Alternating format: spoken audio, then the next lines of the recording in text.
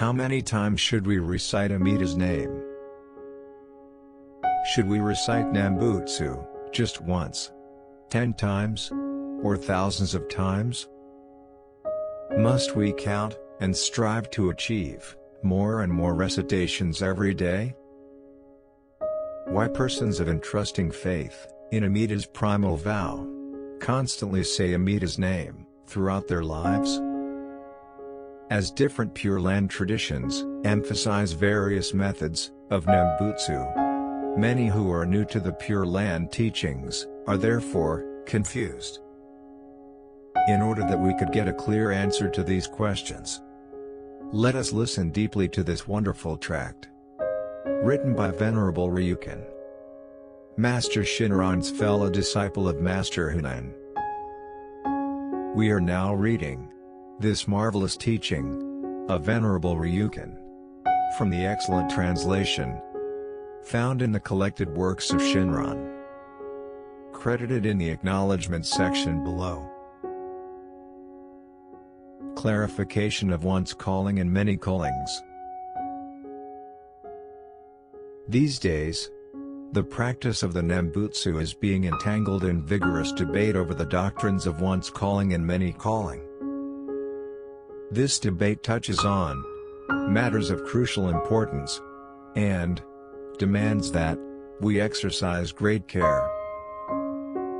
Both the advocacy of a position of one's calling that rejects many calling, and the advocacy of many calling in denunciation of one's calling, run counter to the essential meaning of the primal vow, and fail to take into account the teaching of Shan Tao. Many calling is nothing but the accumulation of single callings. For human life is such that a person should consider each day that this may be his last, each minute that this may be the end. From the very moment of our birth, this realm of impermanence is merely a fleeting and temporary dwelling. Our lives may be compared to a lantern flame before the wind, or likened to dew upon a blade of grass, and there is no escape anywhere for even a single person, whether wise or foolish, from the extinction of breath and the draining away of life. If our eyes may close forever, even in this present instant, then we say Namu Amida Buddha, aspiring to be saved by Amida's primal vow, and welcomed into the pure land of perfect bliss, based on our trust in the supreme virtues embodied in a single calling, and our reliance on the great and best benefit of that one calling. As life continues, this single calling becomes 2 or 3 callings. They accumulate, so that one moment becomes an hour, then 2 hours, a day or 2, a month, a year, 2 years, 10 or 20 years, 80 years. The immutable nature of our existence is expressed truly in the statement that we should wonder how it is that we are still alive today, and whether this very instant will be our last in this world. Therefore, Shan Tao prays, may all people constantly desire that the excellent conditions and surroundings appear before them at the time of death, earnestly encouraging us to say the Nembutsu from moment to moment, neither forgetting nor neglecting it for even a single instant, until the time we are actually born in the Pure Land. If a person maintains that many calling is necessary, even though there is no many calling separate from one's calling, nor any one's calling apart from any calling, then surely he is a greater enemy of the Pure Land teaching than those who simply ignore such passages of the larger Sutra of Immeasurable Life as the one that teaches. When sentient beings hear the name, say it even once in trust and joy, sincerely turn over their merits toward attainment of birth, and aspire to be born in that land, then they shall attain birth and shall dwell in the stage of non-retrogression. Or the one that reveals that if a person thinks on that Buddha even once, he will attain birth. Or the one that declares beyond doubt. If there are persons who, having heard the name of that Buddha, leap and dance with joy and say it even once, know that they receive the great benefit, that is, they acquire the unexcelled virtues. Or also those of Master Shan Tao, who, in accord with the intentions of the sutra, determined, saying the name even once in joy, all attain birth. With 10 voicings or one voicing, a single utterance, all decisively attain birth.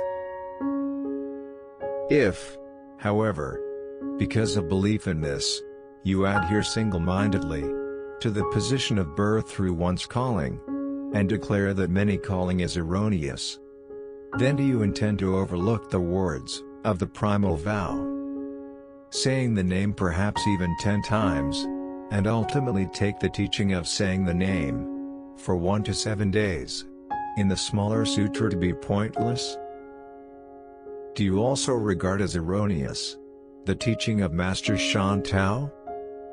Based on these sutra passages, he instructs us to practice without interruption for a long period of time, single-heartedly practicing the saying of the name of Amida alone, whether walking, standing, sitting, or reclining, without regard to the length of time, and without abandoning it from moment to moment.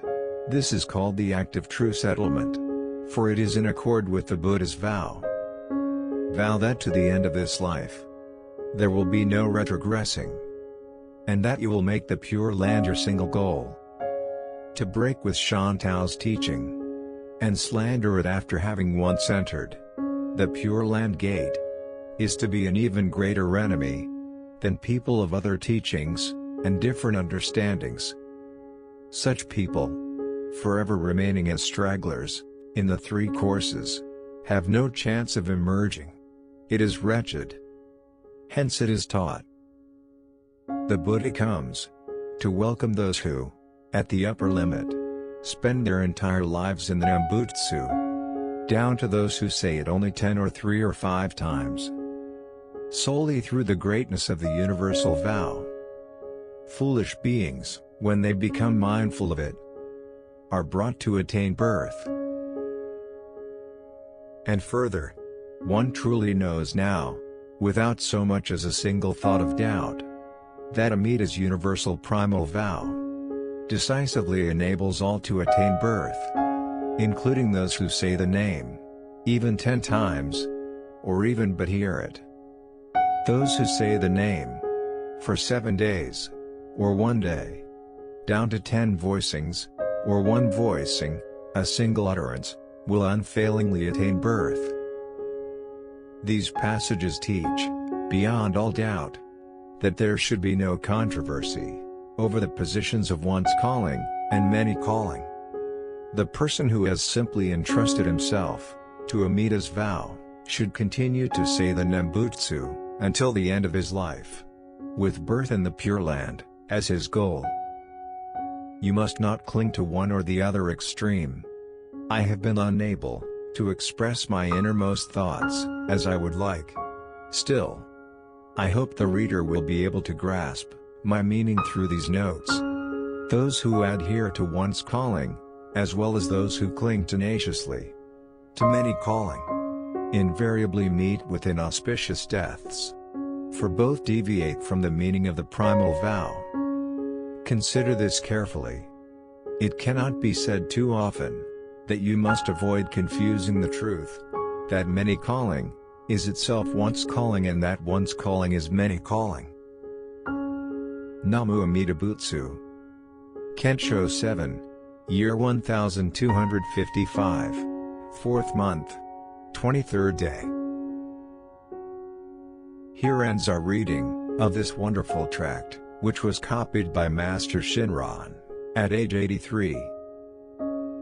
This marvelous teaching from Venerable Ryukin is really excellent in clearing all our doubts about reciting the Nembutsu. May all our Dharma friends continue to listen deeply, again and again, to this tract, as well as all the other wonderful teachings expounded by Master Shinran. Whether they have fully accepted Amida Buddha's gift of Shinjin or not. The Buddha's infinite merits and virtues are bestowed equally to all beings. May all accept Amida's gift of Shinjin and obtain birth in his land of peace and bliss. Namo Amida Butsu. Namo Amida Butsu. Namo Amida Butsu.